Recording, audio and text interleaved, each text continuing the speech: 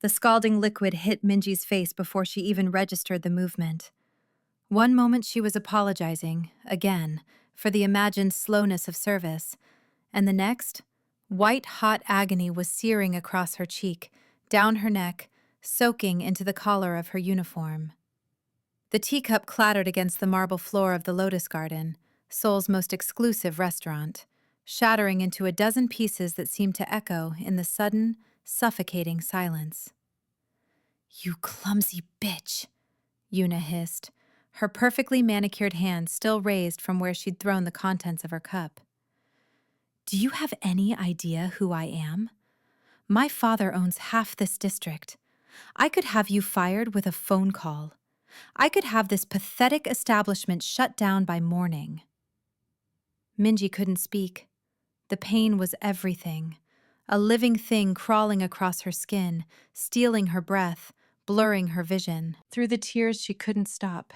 She saw Yuna's face twisted with contempt, saw the other diners pretending not to watch, saw the manager already hurrying over with panic written across his features. She knew what came next. She'd be fired. The hospital bills for her mother's chemotherapy were already drowning her. The loan sharks had given her 10 days. 10 days to come up with 150,000 won, or they'd made it very clear what would happen. This job was supposed to save her. Instead, it was ending in the same place everything in her life ended, in pain, in humiliation, in loss. But then something shifted in the air, a presence, cold and commanding, that made even Yuna's vitriol die in her throat. "That's interesting," a voice said, smooth as silk over steel. "Because I own this restaurant, and I don't recall giving you permission to assault my staff." Minji's vision cleared enough to see him, tall, impossibly well-dressed, with sharp features that could have been carved from stone and eyes the color of storm clouds. He moved with the kind of controlled grace that spoke of violence held in check, and behind him, 3 men in dark suits had materialized like shadows given form. The entire restaurant had gone silent. Even the kitchen sounds had stopped. Kang Joon. Everyone in Seoul knew the name, even if they pretended not to. The man who controlled the East Side. The one the police wouldn't touch and politicians wouldn't cross. The ghost who walked in daylight and made people disappear in the dark. And he was looking at Yuna like she was something he'd scraped off his shoe. I didn't, Yuna stammered, and for the first time, fear cracked through her entitled rage. "My father is CEO of Hansung Group. You can't—" "Your father," Joon interrupted, his voice dropping to something that made the temperature in the room plummet, "owes me 17 million won from a business deal last quarter. Would you like me to call him right now? Ask him if he thinks it's wise for his daughter to create problems for me?" The color drained from Yuna's face. She opened her mouth, closed it, opened it again like a fish drowning in air. Then she grabbed her designer purse and fled, her heels clicking frantically against the floor, her friends scrambling after her. Joon watched her go with all the emotion of someone observing an insect. Then his gaze shifted to Minji, and something in those cold eyes changed. Softened, just fractionally. "You," he said. "Come with me." It wasn't a request. 3 hours earlier, Minji had been standing in her mother's hospital room, staring at the invoice that might as well have been a death sentence. Stage 4 lung cancer, advanced treatment, experimental medications. The numbers blurred together into an impossible sum that made her throat close and her hands shake. "Minji, her mother whispered from the bed, her voice paper-thin. "You don't have to." "Don't," Minji said, forcing brightness into her tone, forcing the smile that had become her armor. "Don't even think it, Amma. The doctor said the new treatment is working. You just need to rest." The lie tasted like ash. The doctor had said they needed to pay, or her mother would be discharged. Discharged was just a polite word for sent home to die. After leaving the hospital, Minji had gone to the only place she could think of, the loan office in Gangnam, the one with the friendly man who'd promised reasonable rates and flexible terms. The same man who'd stopped being friendly the moment she'd signed the papers. The same man who'd sent his associates to her apartment yesterday with their cold smiles and explicit threats. 10 days, the one with the scar had said, standing too close in her doorway. 150,000 won. You seem like a smart girl. I'm sure you'll figure something out. Pretty girl like you, there are always options. The way he'd looked at her had made her skin crawl. She knew what he was suggesting, knew that women in her position often had only one commodity left to sell. She'd rather die. So she'd picked up extra shifts at the Lotus Garden, the upscale restaurant where she'd been working for 3 months. The pay was better than her other 2 jobs combined, and if she worked every available hour, if she didn't sleep, didn't eat, maybe, she could scrape together enough to buy more time. That was before Yuna, before the tea, before everything changed. Now Minji sat in an office that probably cost more than her entire apartment building, pressing an ice pack to her burned face, while Kang Joon sat across from her, studying her with an intensity that made her want to disappear. One of his men had brought a first aid kit.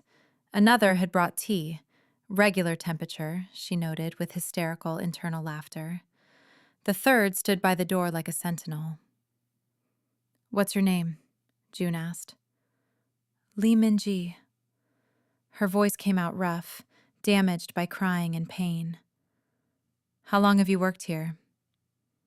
3 months. "And before that?" "Convenience store, coffee shop, whatever I could find." She didn't know why she was answering. Something about his presence demanded truth. "You need money." It wasn't a question. "That's why you're working yourself to death. I've seen your schedule. 80 hours a week here alone." Minji's head snapped up. "How?" "I own the restaurant," he reminded her. "I pay attention." He leaned back in his chair, fingers steepled beneath his chin. 150,000 won. Loan sharks. 10 days.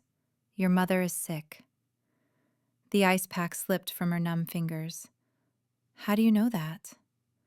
"I make it my business to know things." He paused, something flickering behind those gray eyes. "I'm going to make you an offer, Lee Minji. You can refuse, but I suggest you don't." Every instinct screamed danger. Men like Kang Joon didn't make offers out of kindness. Whatever he wanted would come with a price, and she'd already learned that prices always came due. But her mother was dying. "What kind of offer?" she whispered. "I need someone to take care of my son." Of all the things Minji had expected, that wasn't on the list. She stared at him, trying to reconcile the image of Seoul's most dangerous man with the concept of fatherhood. "Your son?" "Minho. He's 6 years old. He hasn't spoken in 8 months, not since his mother died."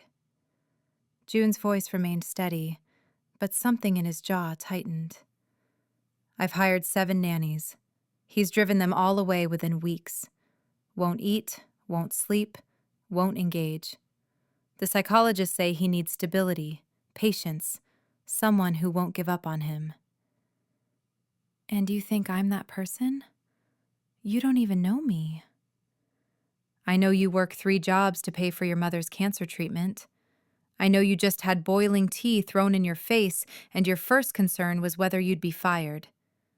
I know you didn't fight back, didn't scream, didn't make a scene even though you had every right." He leaned forward. "I know you're desperate enough to consider this, and desperate people are either the most dangerous or the most loyal. I'm betting on loyal." "What's the pay?" 200,000 won a month. I'll also clear your current debt and cover your mother's medical expenses in full, including the experimental treatment." The world tilted. That much money was impossible. That much money was salvation.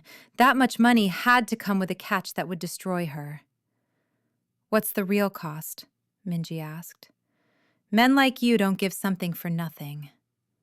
For the first time, Joon smiled. It didn't reach his eyes. "Smart. The cost is this. You live in my house, you dedicate yourself to my son's well-being, and you don't ask questions about my business. You see nothing, hear nothing, speak nothing about what happens in my world. You keep Minho safe and help him heal. That's all. And if I can't, if he doesn't respond to me either, then at least your mother will die in comfort instead of in debt." The words were brutal, but his tone was almost gentle. "I'm not offering you a fairy tale, Lee Minji. I'm offering you a job. A difficult, probably heartbreaking job, working for a dangerous man in a dangerous world. But I'm offering you a chance to save your mother and yourself. So decide."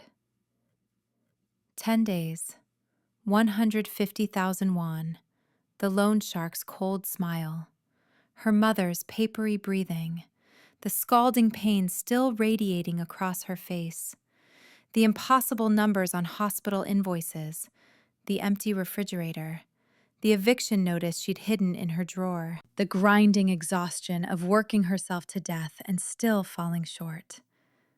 A 6-year-old boy who hadn't spoken in 8 months. A dangerous man with storm cloud eyes offering salvation with strings attached. "When do I start?" Minji said. The house was a fortress disguised as a home. 30 minutes outside Seoul proper, surrounded by walls and gates and security cameras that tracked every angle. Inside, it was all dark wood and expensive art and the kind of cold perfection that spoke of interior designers rather than actual living. Minji followed Joon through rooms that echoed with emptiness, her small bag of belongings feeling pathetic against such wealth. "The staff quarters are on the 2nd floor, Joon said, his footsteps silent on marble. "You'll have your own room and bathroom. Minho's room is across the hall. He wakes up screaming most nights." "Does anyone go to him?" "I do, when I'm here." Something bitter crossed his face. "I'm not here as often as I should be." They climbed a curved staircase that probably cost more than Minji's life. On the 2nd floor, Joon stopped in front of a closed door painted pale blue. He knocked softly. "Minho-ya, there's someone I want you to meet." Silence. Not even the sound of movement. Joon opened the door anyway. The room beyond was a child's paradise.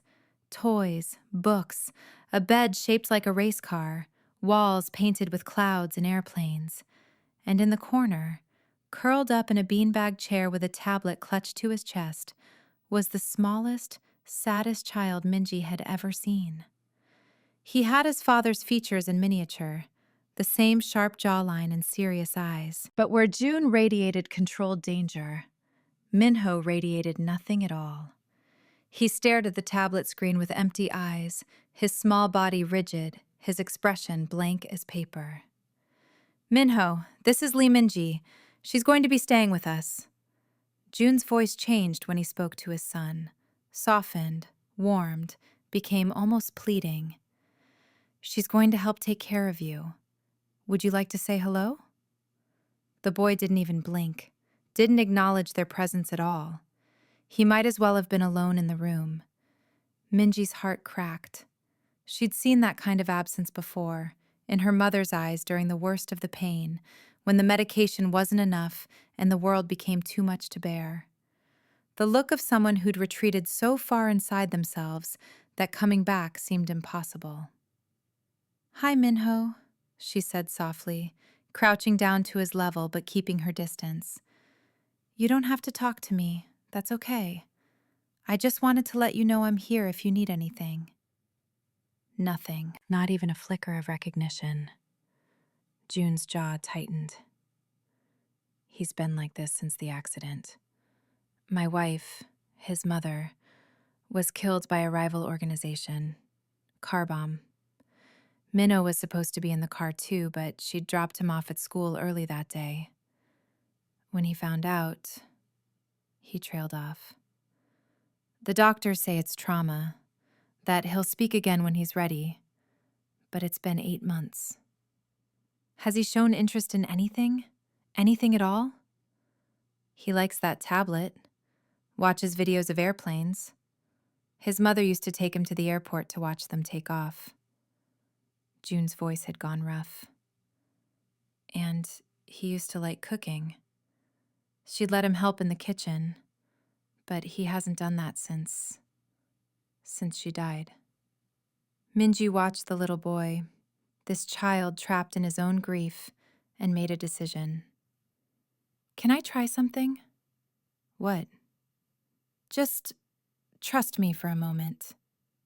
She stood and walked out of the room, leaving Joon staring after her in confusion. She'd seen a kitchen on the first floor, enormous and professional. She found it again, found the ingredients she needed, and started working. 20 minutes later, she returned to Minho's room carrying a plate. The smell of fresh hotteok, sweet Korean pancakes, preceded her. She set the plate on the small table near Minho's beanbag chair and sat down on the floor, deliberately not looking at him. You know, she said conversationally, as if speaking to the air, my Oma used to make these for me when I was sad. She said that nothing could be completely terrible in a world where hotteok existed. She took one of the pancakes, bit into it, and made a small sound of satisfaction. She might have been right. These are pretty good, even if I made them. For the first time, Minho's eyes shifted. Just a fraction, just a flicker toward the plate, toward her. The trick is getting the outside crispy but keeping the inside soft. And the honey has to be warm enough to be gooey, but not so hot it burns your mouth. She took another bite, still not looking directly at him. Your appa said you used to like cooking. I bet you'd be good at making these. Maybe sometime you could show me your technique. Silence. But Minho was looking at the plate now, really looking. His small hand moved, just slightly, toward it. I'm going to leave these here, Minji said, standing up slowly. In case you get hungry. No pressure. They'll be here whenever you want them. She walked toward the door where Joon stood frozen, his expression unreadable. As she passed through the doorway, she heard it, the softest sound of movement, the whisper of a small hand picking up a pancake. When she glanced back, Minho was eating. His eyes were still empty, his expression still blank, but he was eating something she'd made. And that felt like a victory. In the hallway, Joon stared at her like she'd performed a miracle. How did you? I didn't do anything, Minji said. I just offered without expecting anything back. Sometimes that's enough. Something shifted in Joon's face. Something that looked almost like hope. Maybe you're exactly what he needs. Or maybe I just got lucky. But her burned face was aching. Exhaustion was pulling at her bones, and she'd just committed herself to living in the house of Seoul's most dangerous man. Lucky wasn't the word she'd use. Still, as Joon showed her to her room, spacious, comfortable, more luxury than she'd seen in her entire life, and left her alone to settle in, Minji found herself thinking about that small boy and his empty eyes. Found herself wanting, desperately, to bring him back from wherever he'd gone. She didn't know then that wanting to save Minho would mean destroying everything she thought she knew about right and wrong, about safety and danger, about the man with storm cloud eyes who was about to become the most important person in her world. She didn't know that in 10 days, the loan sharks would come for her anyway, that Joon would paint the streets red to protect her, that Minho would speak his first words in 8 months to defend her, that she'd fall in love in the most dangerous way possible, completely, irrevocably, with no way back. All she knew was that a little boy needed her, and for now, that was enough. The first week was hell. Minho didn't speak, didn't engage, barely seemed to register Minji's existence except during meals, when he'd eat what she made with mechanical precision before retreating back into his silence. The nightmares came every night like clockwork, screaming that would wake the entire house, followed by Joon rushing in to hold his son, while Minho remained rigid and unseeing even in his father's arms. Minji would watch from her doorway, heart-breaking, as Joon whispered reassurances that went unheard. The most powerful man in Seoul, reduced to helplessness by a child's grief. There was something devastating about it. During the days, Joon disappeared into his business, the nature of which Minji tried very hard not to think about. Men came and went from his study. Phone calls were conducted in low, threatening tones. Once, she saw him leave wearing a different expression entirely, something cold and lethal that made her understand exactly why people feared him. But with Minho, he was only ever gentle, patient, desperate. "Talk to me," Minji heard him beg one night, his voice cracking. "Please, Minho, just one word. Tell me you're okay. Tell me you hate me. Tell me anything." Silence, always silence. On the 8th day, 2 days before the loan shark's deadline, Minji was in the kitchen preparing lunch when Minho appeared in the doorway. She'd grown used to his shadow presence, the way he'd sometimes drift into whatever room she occupied and simply stand there, watching with those two old eyes. "Hey," she said softly, not stopping her work. "I'm making kimchi jjigae. Your appa said it's your favorite." No response. But Minho moved closer, standing beside the counter where she worked, close enough that she could feel his small presence like a question mark. "Want to help?" She held out a wooden spoon. "You could stir the pot, just slow circles like this." For a long moment, nothing happened. Then Minho's small hand reached out and took the spoon. He climbed onto the step stool she'd positioned by the stove and began to stir, his movements careful and precise. Minji's throat tightened. She continued prepping ingredients, narrating what she was doing in a gentle stream of consciousness, not expecting responses, just filling the silence with something other than grief. "My Alma taught me to cook," she said, slicing tofu. "When I was about your age. She said that feeding people was a way of showing love, that every meal was a chance to tell someone they mattered." She paused.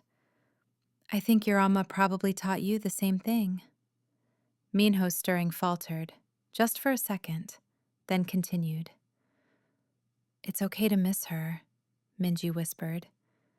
"It's okay to be sad. You don't have to be brave all the time." The spoon clattered against the pot's edge. Minho's small shoulders began to shake. And then, for the first time since Minji had arrived, the little boy cried. Not the screaming of nightmares, but real, wrenching sobs that seemed to tear out of him like they'd been trapped for months. Minji didn't think. She just moved, pulling Minho into her arms, holding him while he broke apart. He clung to her with desperate strength, his face buried in her shoulder, crying like the world was ending, like he'd been holding back an ocean and the dam had finally shattered.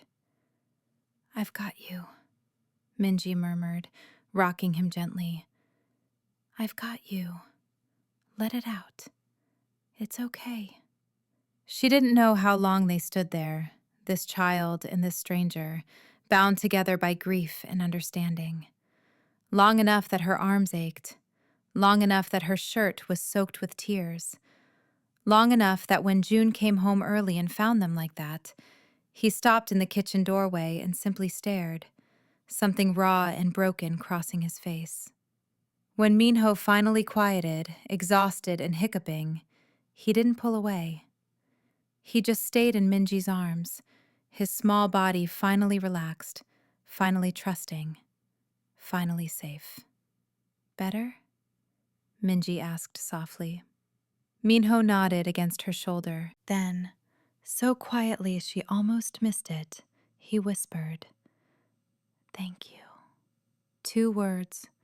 The first he'd spoken in 8 months. 2 words that changed everything. Joon made a sound like he'd been punched. Minji looked up to find him leaning against the doorframe, his hand pressed to his mouth, his eyes bright with unshed tears. For a moment, the dangerous man disappeared entirely, leaving only a father who'd just watched his son come back from the dead. "Minhoya," he breathed. Minho turned his head, still holding on to Minji but looking at his father. "Appa," he whispered. "I'm sorry. I'm sorry I couldn't. No." Joon crossed the kitchen in 3 strides, dropping to his knees beside them. "No, you have nothing to be sorry for. Nothing. Do you hear me?" Minho reached out one small hand, and Joon took it like it was made of glass. Father and son, connected again after months of silence. And Minji, caught between them, felt like an intruder in this moment but couldn't make herself move. "Thank you," Joon said, looking at her with an intensity that made her breath catch. "Thank you for bringing him back." "I didn't do anything," Minji protested. "He was ready. He just needed—" "He needed you." Joon's voice was rough. "He needed someone who understood. Someone who didn't push. Someone who just stayed." The moment stretched, heavy with things unsaid. Then Minho yawned, the exhaustion of emotional release catching up with him. Joon scooped his son into his arms, and for the first time since Minji had arrived, Minho went willingly, his small arms wrapping around his father's neck. "Let's get you to bed," Joon murmured. "You can nap before lunch." As he carried Minho toward the stairs, the little boy looked back at Minji. "Will you be here when I wake up?"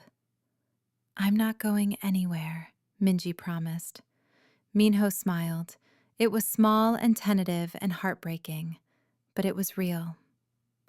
After they disappeared upstairs, Minji returned to the stove on shaking legs. The kimchi jjigae was still simmering, filling the kitchen with familiar, comforting smells. She stirred it mechanically, her mind spinning. 2 days. In 2 days, the loan sharks would come for their money. She'd been so focused on Minho, on surviving each day in this strange new world, that she'd almost let herself forget. But the debt was still there, waiting like a blade. Joon had said he'd cover it, but that was before, when she was just an employee. Now something had shifted. Now she'd helped his son speak again, had witnessed his vulnerability, had seen behind the mask he showed the world. Now she was tangled in this family's grief and healing in ways she didn't fully understand. Would he still help her? Or had she become too complicated, too close, too dangerous to his carefully controlled world? She didn't have to wait long for an answer. Joon returned to the kitchen 20 minutes later, his composure restored, but something softer lingering in his eyes. "He's asleep," he said. "Actually asleep, not just lying there. I think it's the first real rest he's had in months." He moved to stand beside her at the stove, close enough that she could feel the warmth of him. "You have a gift." I just listened and waited. Most people can't do either. He was quiet for a moment. "The loan sharks. They're coming in 2 days." Minji's hand tightened on the spoon. "I know. I'm going to handle it." "You don't have to." "Yes, I do." His voice left no room for argument. "You're part of this household now. You're under my protection, and I protect what's mine." "What's mine?" The words sent a shiver down her spine that had nothing to do with fear. "I can't let you." "You can't stop me." He turned to face her fully, and the intensity in his gaze made her breath catch. Do you know what I do, Lee Minji? The business I'm in? I have an idea. Then you know I'm not a good man. I've done things that would make you run screaming if you knew the details. I've hurt people, killed people, built an empire on violence and fear. He paused. But I have one rule, one line I don't cross. I protect the people who matter to me, my son, my family, and now you. I'm not your family, aren't you? Something flickered in his expression. You've lived in my house for a week. You've held my son while he cried. You've seen me at my weakest. You've asked nothing, demanded nothing, expected nothing. You've just stayed. That makes you family. Minji's throat tightened. I'm just doing my job. No. Joon reached out slowly, telegraphing the movement, and brushed a strand of hair from her face. His fingers were gentle against her burned cheek, which had healed to a dull pink scar. You're doing much more than that, and I think you know it. The air between them had changed, charged with something electric and dangerous. Minji knew she should step back, should maintain the professional distance that kept her safe, but she couldn't move, couldn't breathe, couldn't look away from those storm cloud eyes that seemed to see straight through her. The loan sharks, she managed. What are you going to do? What I do best. His smile was cold. Make problems disappear. That night, Minji couldn't sleep. She lay in her luxurious bed, staring at the ceiling, thinking about dangerous men and vulnerable children, and the way Joon had looked at her in the kitchen, like she mattered, like she was something precious. It was a lie, of course. Men like Kang Joon didn't fall for women like Lee Minji. They used them, discarded them, moved on. She was convenient, useful, nothing more. The moment she stopped being helpful with Minho, she'd be gone. Except she didn't believe that. Not after seeing him with his son. Not after watching him break down over 2 whispered words. Not after feeling the weight of his protection settle around her like armor. She was in trouble. The kind of trouble that had nothing to do with loan sharks and everything to do with her stupid, treacherous heart. A sound from across the hall interrupted her spiraling thoughts. Not screaming this time, something softer, whimpering. Minji was out of bed and across the hallway before she'd consciously decided to move. Minho's room was dark except for a nightlight shaped like the moon. The little boy was tangled in his sheets, making small, distressed sounds but not fully awake. Minji approached slowly, sitting on the edge of his bed. Minho-ya, she whispered. It's okay. You're safe. His eyes fluttered open, unfocused and frightened. Then he saw her and something in him relaxed. Minji? I'm here. Bad dream? He nodded, small and miserable. Alma was in the car.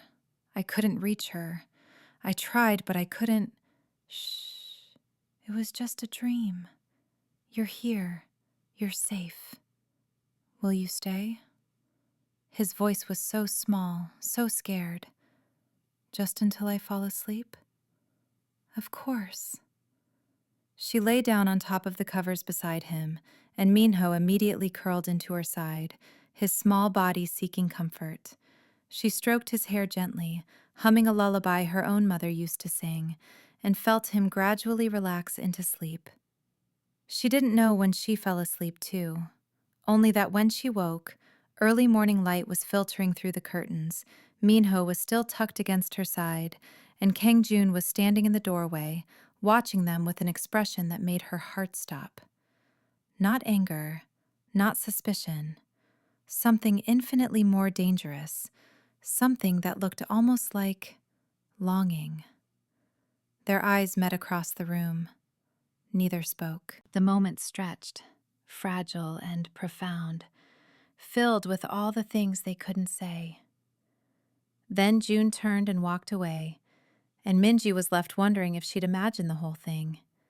But she hadn't, and everything was about to change. The loan sharks came on the 10th day, exactly as promised. Minji was in the garden with Minho, teaching him how to plant seeds in the small vegetable patch she'd started, when she heard the commotion at the front gate. Raised voices, the sound of car doors slamming. Her blood turned to ice. "Minho," she said, keeping her voice calm through sheer force of will. "I need you to go inside and find your appa. Can you do that for me?" The little boy looked up at her with worried eyes. "What's wrong?" "Nothing. I just need to talk to some people. Go on." Minho hesitated, then ran toward the house. Minji stood slowly, brushing dirt from her hands, and turned to face the men approaching across the lawn. 3 of them. The one with the scar leading, his smile as cold as she remembered. "Lee Minji," he said pleasantly. "You've been hard to find. Living in quite the nice place now, I see. Moving up in the world." "I'm working," Minji said, proud that her voice didn't shake. "I told you I'd get you the money." "The deadline was today. Do you have 150,000 won?" She didn't. Joon had said he'd handle it, but she hadn't seen him since the morning he'd found her in Minho's room. He'd been distant, distracted, gone for long hours. She'd started to wonder if he'd changed his mind about helping her. "I need more time," she said. "Time's up."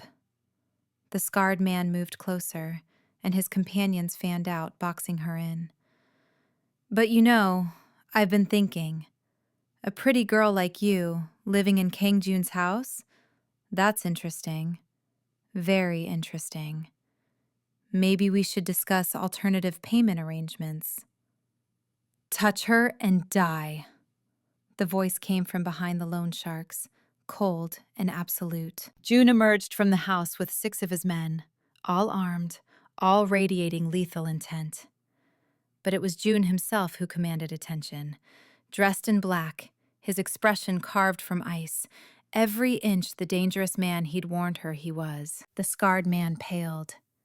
"Mr. Kang, we didn't know. This woman is under your protection?" "Did I stutter?" Joon moved past his men, positioning himself between Minji and the loan sharks. "Lee Minji is part of my household, which means her debts are my debts, which means you just threatened something that belongs to me." "We meant no disrespect. If we'd known, you didn't ask." Joon's voice dropped to something that made Minji's skin prickle. "You came to my home. You threatened my employee. You implied things that make me want to remove your tongue with pliers. Give me one reason I shouldn't." The scarred man was shaking now. "The debt. 150,000 won. If you clear it, we'll leave. We'll never bother her again." "Oh, you'll never bother her again regardless." Joon gestured, and one of his men stepped forward with a briefcase. "Here's 200,000 won. The extra 50 is for your trouble, and for the lesson you're about to learn." The scarred man reached for the briefcase eagerly. Joon caught his wrist in a grip that made the man gasp in pain. "The lesson," Joon continued conversationally, "is that there are debts, and then there are debts. You're holding my money now, which means you owe me. And I collect my debts very differently than you collect yours." He released the man's wrist. "You have 3 days to leave Seoul. If I see you or your organization operating in my territory after that, I'll consider it a personal insult. And I don't tolerate insults." 3 days, the scarred man stammered. "Yes, of course. Thank you, Mr. Kang." They fled. Actually fled, scrambling back to their car and peeling out of the driveway like demons were chasing them. Maybe they were. Joon certainly looked demonic in that moment, all cold fury and barely restrained violence. Then he turned to Minji and the ice melted. "Are you okay?" "You didn't have to do that," she whispered. 200,000 won is nothing, less than nothing. He moved closer, his hands coming up to frame her face with surprising gentleness. "Did they touch you? Did they hurt you?" "No. You came before." Her voice broke. "You said you'd handle it. I wasn't sure if you meant it." Something pained crossed his expression. "I've been distant, I know. I've been trying to..." He trailed off, then seemed to come to a decision. "I've been trying to maintain distance because I'm failing spectacularly at staying professional." Minji's heart stuttered. "What?" "You're my employee, my son's caretaker. You live in my house under my protection. Getting involved with you would be inappropriate, unethical, taking advantage." His thumbs brushed her cheekbones, his touch feather-light.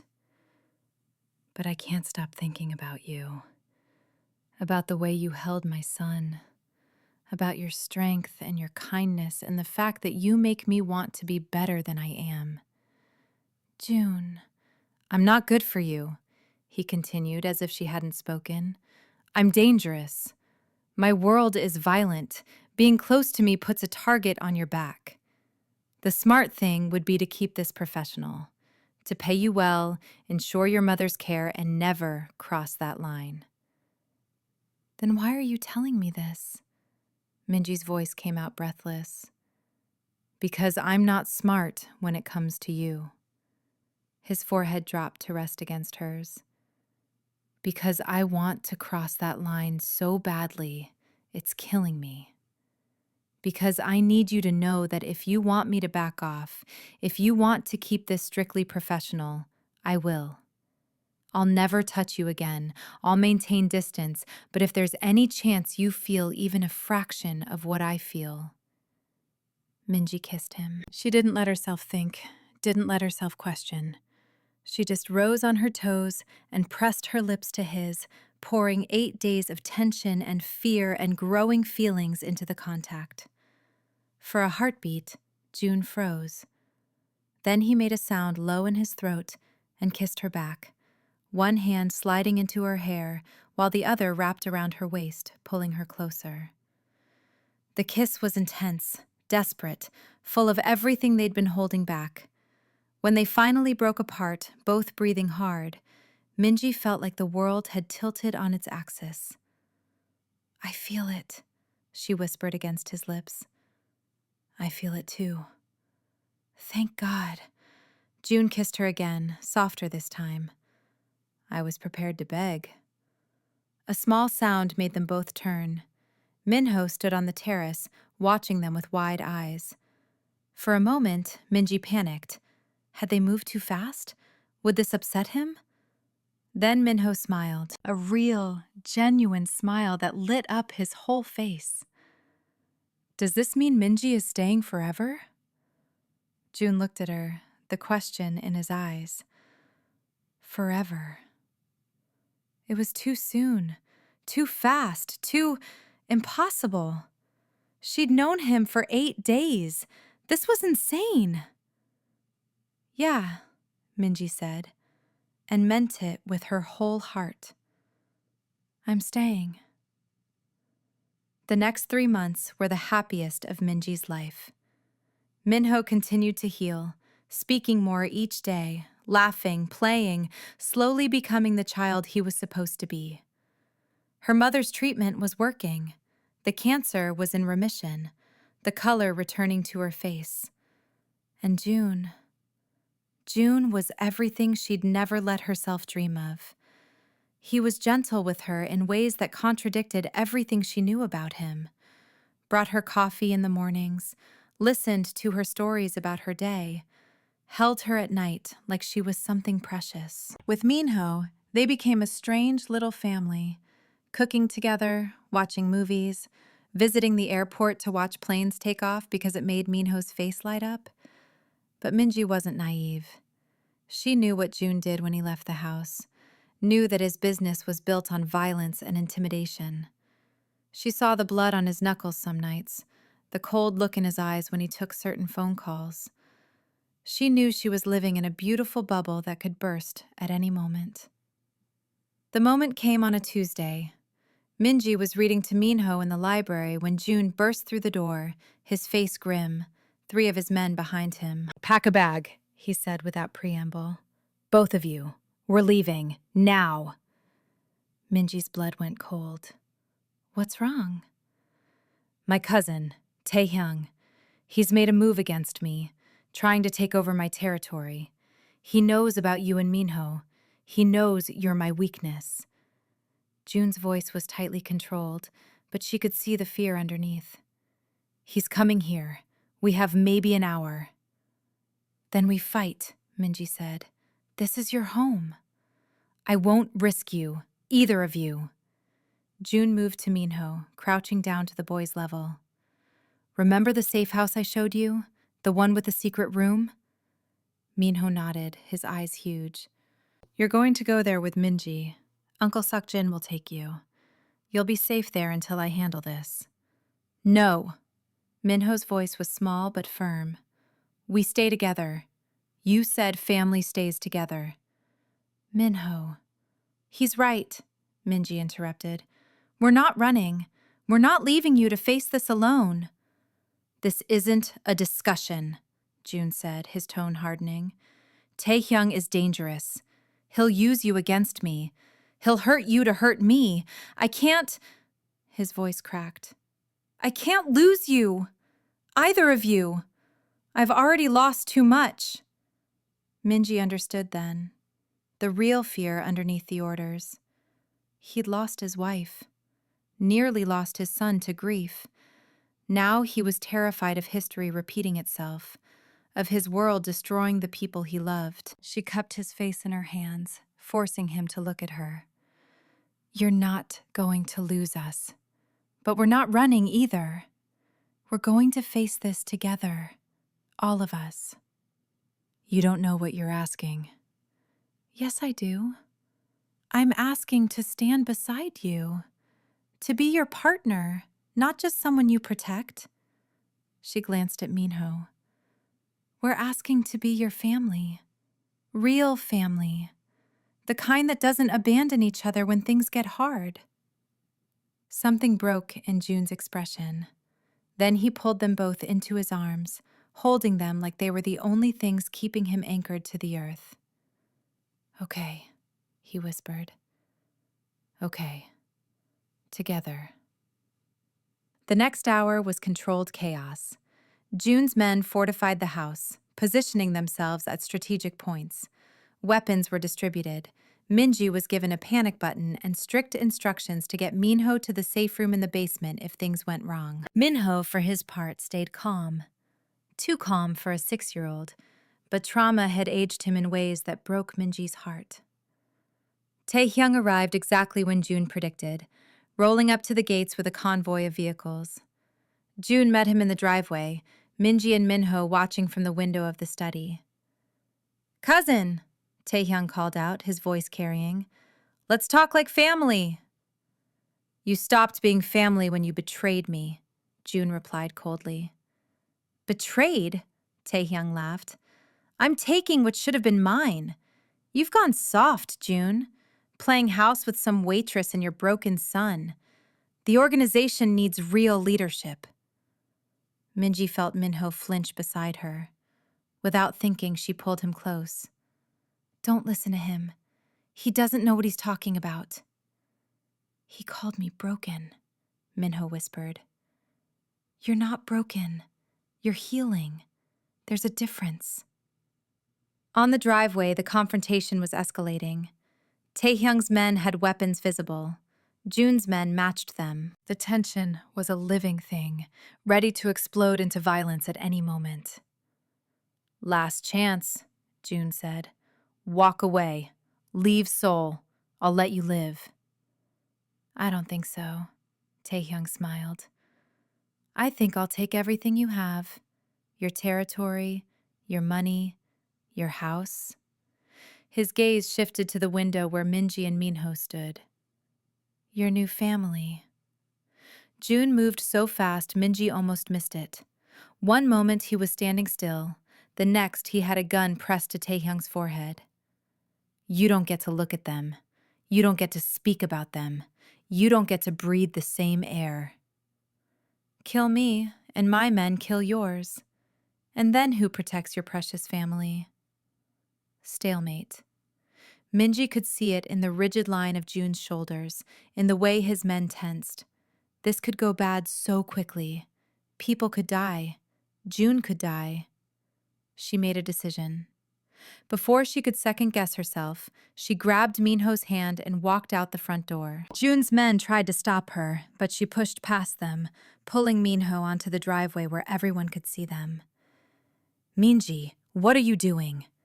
Joon's voice was sharp with panic. "Ending this." She looked at Taehyung, this man who thought he could use them as weapons. "You want to threaten us? Go ahead. But understand something first. I grew up with nothing. I've been poor, desperate, afraid.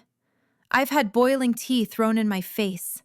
I've faced loan sharks and impossible debts and watched my mother nearly die. You think you scare me?" "Minji," Joon tried to interrupt, but she kept going. "I chose this family. I chose Joon, knowing exactly what his world was like. I chose Minho, knowing he came with pain and complications, and I'd choose them again, every single time. So if you want to use us against him, you're going to have to go through us first. And I promise you, we're a lot harder to break than you think." Minho stepped forward, his small hand still clutching hers. "My Amma died because of people like you," he said, his voice steady despite his fear. "But I'm not scared anymore, because I have a new family now, and families protect each other." The silence that followed was deafening. Then, impossibly, Taehyung laughed. "You've really gone soft, Joon, letting a woman and a child fight your battles?" "No," Joon said, and there was something like pride in his voice. "I've gotten strong, because they're right. Family protects each other, and you just threatened mine." He lowered the gun, but his expression remained lethal. "So here's what's going to happen. You're going to leave. You're going to take your pathetic coup attempt and disappear. Because if you don't, I won't just kill you. I'll dismantle everything you've built, piece by piece. I'll make sure your name becomes a warning. And I'll do it with them beside me, because that's what family does." For a long moment, Taehyung stared at them, this strange, fierce little family standing together against him. Then something in his expression shifted. Defeat, maybe, or recognition that he'd already lost. "This isn't over," he said. But the words rang hollow. "Yes, it is." Joon holstered his gun. "Get out of my sight." Taehyung and his men retreated, their convoy disappearing down the driveway. As soon as they were gone, Joon turned to Minji and Minho, and the cold mask shattered completely. "That was the most terrifying and incredible thing I've ever seen," he said, pulling them both into his arms. "Don't ever do that again. I aged 10 years. "We're family," Minji said simply. "We stand together." "Yeah," Minho agreed, his small arms wrapped around both of them. "Together." 6 months later, Minji stood in the garden she'd expanded, watching Minho play with the neighborhood children he'd finally felt comfortable enough to invite over. Her mother sat in a chair nearby, healthy and smiling, telling stories to the kids who gathered around her. Inside, Joon was on a business call, but she could see him through the window, and when their eyes met, he smiled. Her life had become something she'd never imagined. She'd gone from desperate and drowning to secure and loved. She'd found a family in the most unlikely place, in a dangerous man's home, in a traumatized boy's healing, in choosing to stay when running would have been easier. Joon emerged from the house, ending his call, and wrapped his arms around her from behind. "What are you thinking about?" "How far we've come. How different everything is." "Regrets?" "Not even one." She turned in his arms, looking up at him. "You?" "Only that I didn't find you sooner." He kissed her softly. "But we have now. We have every day after this." "Forever," Minji said, echoing Minho's question from months ago. "Forever," Joon agreed. And watching their son play in the garden, feeling the solid warmth of the man she loved, surrounded by the family they'd built from broken pieces, Minji knew it was true. They'd all been damaged in different ways, by loss, by violence, by circumstances beyond their control. But they'd found each other, they'd chosen each other, and that choice had saved them all. The spoiled CEO's daughter who'd thrown that tea had done Minji a favor, really. Because that moment of cruelty had led to this, to love, to family, to home. Sometimes the worst moments open doors to the best things. Sometimes karma worked in mysterious ways after all. And sometimes, just sometimes, choosing to stay when everything told you to run was the bravest thing you could do.